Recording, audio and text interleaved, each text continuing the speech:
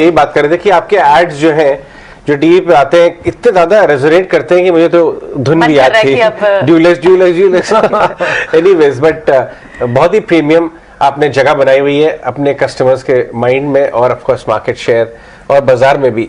बहुत बहुत शुक्रिया आज हमसे बात करने के लिए। पेंटिंग स्पेस की दिग्गज कंपनी एक्जोनोबल हमसे बात कर रही थी कि फेस्टिव डिमांड किस तरह की नजर आ रही है, कौन से फैक्टर्स इस समय कारोबार पे प्ले आउट हो रहे हैं। लेकिन हम आगे चलते हैं और पावर सेक्टर में बात करेंगे। एनएचपीसी के डायरेक्टर फाइनेंस आरपी गोयल हमारे साथ जुड़े हुए हैं। In fact mister Goyal, good morning, बहुत बहुत शुक्रिया 18 और स्वदेश पे हमसे बात करने के लिए। बहुत दिनों बाद हमने देखा आपकी कंपनी का आईपीओ, तो कई साल हो गए, करीब 8-9 साल तो हो ही गए मेरे हिसाब से, लेकिन लास्ट कुछ दिनों से सीएलएसए से लेके जो फॉरेन ब्रोकरेजेस हैं, डोमेस्टिक ब्रोकरेजेस, चार्टिस्ट आए दिन एनएचपीसी के बारे में बात कर रहे हैं। तो बड़ी क्यूरियोसिटी हुई कि एनएचपीसी वापस से पूरी इन्वेस्टमेंट कम्युनिटी की जबान पे एनएचपीसी स्टॉक का नाम कैसे आ गया। तब मालूम चला कि डिमांड अच्छी है और कंपनी के फंडामेंटल्स एक नई साइकिल में मतलब शुरुआत हो रही है एनएचपीसी के लिए। सो गोयल साहब, कृपया करके आप हमें समझाएं इस समय कि एनएचपीसी का जो कारोबार है वो एक नई साइकिल की तरफ, ग्रोथ की तरफ जो बढ़ रहा है, वो कैसा नजर आ रहा है, कुछ विजिबिलिटी शेयर करें। जरूर जरूर।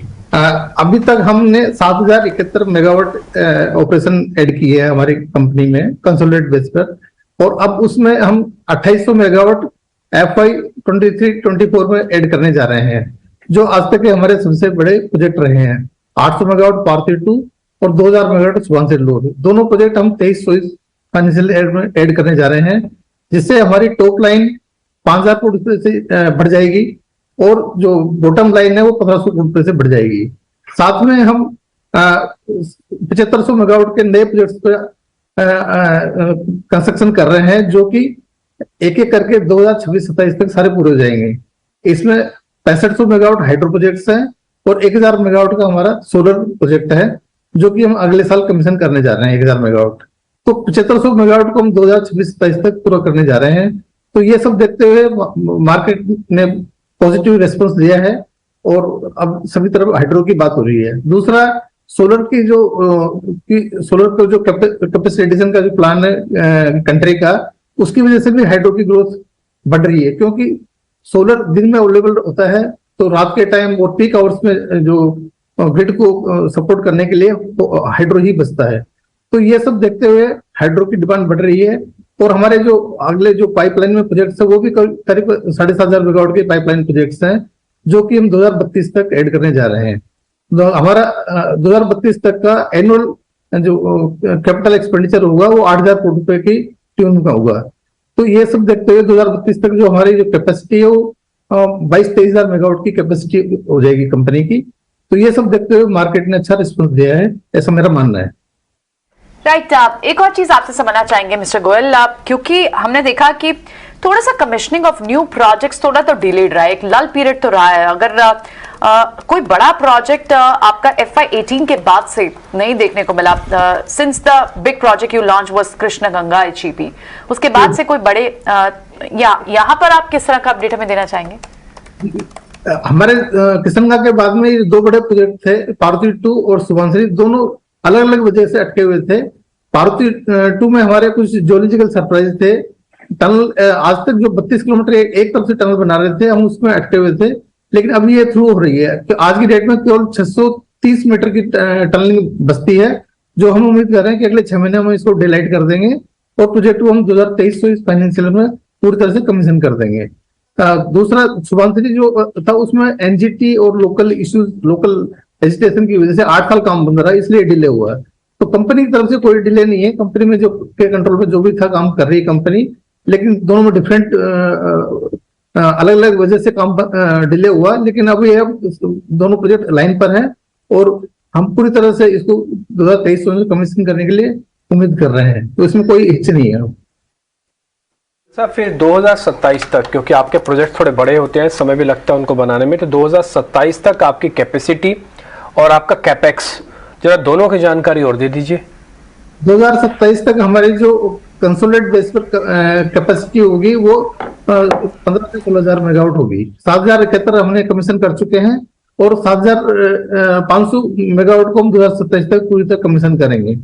और हमारा जो रेवेन्यू है वो आज की डेट में 9,000 करोड़ रुपए है, ये हम 20,000 करोड़ रुपए के करीब इसको उम्मीद कर रहे हैं कि 20,000 करोड़ रुपए का रेवेन्यू जाएगा हमारा। और जो कैपेक्स हमारा है 2027 तक वो 32,000 करोड़ रुपए का है। एवरेज 8,000 करोड़ रुपए पर एवरेज एक साल का हम कैपेक्स मान के चल रहे हैं, तो 32,000 करोड़ रुपए हम 2027 तक खर्च करेंगे। और उसके लिए पूरे फाइनेंशियल प्लानिंग हमने कर रखी है, जो इक्विटी पार्ट भी और लोन पार्ट भी दोनों को हमने टाइप किया हुआ है। इक्विटी पार्ट हमारे पास में इंटरनल एक्रूल सफिशिएंट है इसको फीड करने के लिए, और लोन के लिए कोई प्रॉब्लम नहीं है।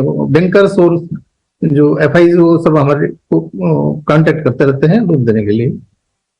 और राइट, ठीक है, बिल्कुल। तो एनएचपीसी के मैनेजमेंट से आज हम बात कर रहे हैं, मिस्टर गोयल हमसे बात कर रहे थे और ये सारे इंसाइट्स हमें शेयर कर रहे थे। पावर सेक्टर कहीं ना कहीं एक फोकस में दिख रहा है, जिसके चलते आज एक खास कॉन्वर्सेशन हमने प्लान की। बहुत बहुत शुक्रिया मिस्टर गोयल आज समय देने के लिए और ये सारे इंसाइट्स हमारे व्यूअर्स तक शेयर करने के लिए बहुत बहुत शुक्रिया आपका।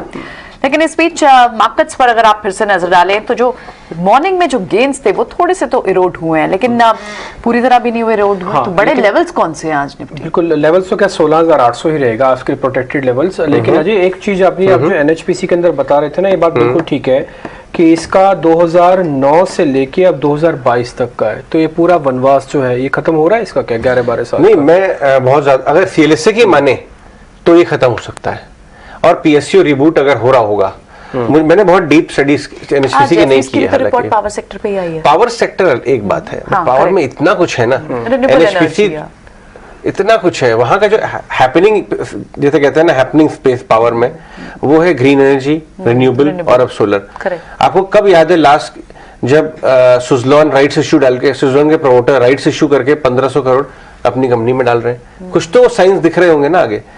और हो सकता है कि ये भी एक हाइड्रो पावर प्ले है, ये भी एक तरह से ग्रीन है, क्योंकि पानी की कॉस्ट आती है। पानी जो बह रहा है पहाड़ों में, उसके बीच में ये लोग अपनी टरबाइन लगा देते हैं, पानी गिरता है, टरबाइन एनर्जी बनाती है। तो है तो ये ग्रीन रिन्यूएबल प्ले ही, क्योंकि ये सब चीजें चल रही हैं। हो सकता है कि ये रेडार पे आ रहा हो इन्वेस्टर्स के और ये वनवास एंड हो रहा हो। लेकिन एंड से बात याद आया कि शो की भी एंड की समय आ गई है। बिल्कुल।